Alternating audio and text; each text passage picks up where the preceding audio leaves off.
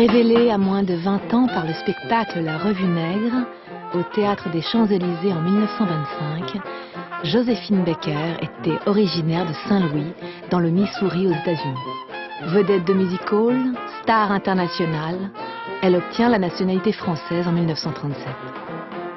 Pendant la drôle de guerre, elle parcourt le front et chante pour les soldats « J'ai deux amours ».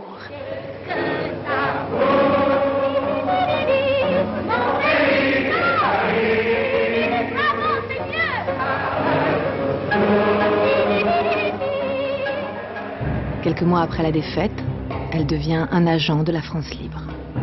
Elle use tout d'abord de sa notoriété pour recueillir, dans les dîners des ambassades, de précieuses informations pour la résistance. Et en 1941, elle part pour Alger, sous couvert de ses activités artistiques, avec pour mission de recueillir des renseignements.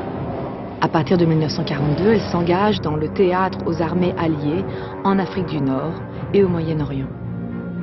En juin 1944, elle intègre l'armée de l'air au grade de sous-lieutenant comme officier de la propagande.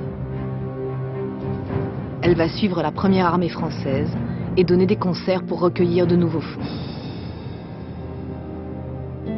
Décorée de la médaille de la Résistance, elle reçoit le 18 août 1961 les insignes de la Légion d'honneur, ainsi que la Croix de guerre avec palme, qu'elle portera aux quatre coins du monde.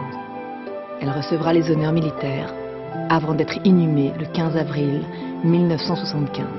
Et elle figure dans la mémoire de tous les Français comme l'une des grandes héroïnes de ces années sombres.